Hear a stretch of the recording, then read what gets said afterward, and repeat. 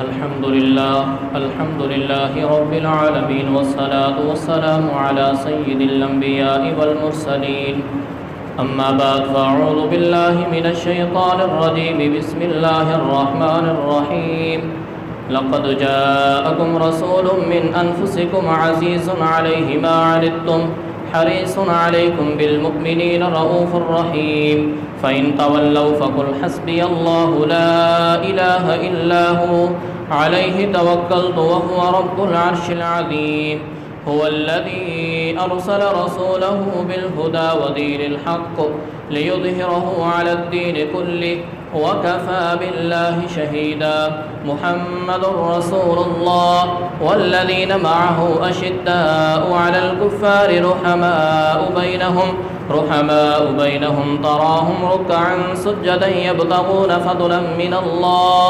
فضلا من الله ورضوانا سيماهم في وجوههم من أثر السجود بارك الله لنا ولكم في القرآن العظيم ونفعنا وإياكم بالآيات والذكر الحكيم إنه تعالى ملك كريم جواد بر رؤوف رحيم أقول قولي هذا واستغفر الله لي ولكم ولسائر المؤمنين والمؤمنات إنه هو الغفور الرحيم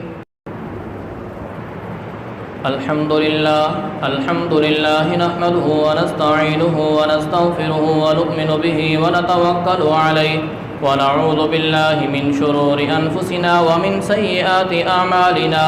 من يهده الله فلا مضل له ونشهد أن لا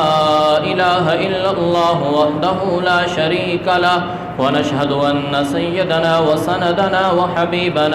وحبيبنا وطبيبنا وقلوبنا ومولانا محمد قال الله تبارك وتعالى في شان حبيبه مخبرا وآمرا إن الله وملائكته يصلون على النبي يا أيها الذين آمنوا صلوا عليه وسلموا تسليما اللهم صل على سيدنا ومولانا محمد وعلى أصحاب سيدنا أبي بكر الصديق رضي الله تعالى عنه وعلى سيدنا أمير المؤمنين عمر بن الخطاب رضي الله تعالى عنه وعلى سيدنا عثمان بن غفان رضي الله تعالى عنه وعلى سيدنا علي بن أبي طالب كرم الله تعالى وجهه الكريم وعلى سيدة النساء فاطمة الزهراء رضي الله تعالى عنها وعلى سيدنا أبي محمد الحسن وأبي عبد الله الحسين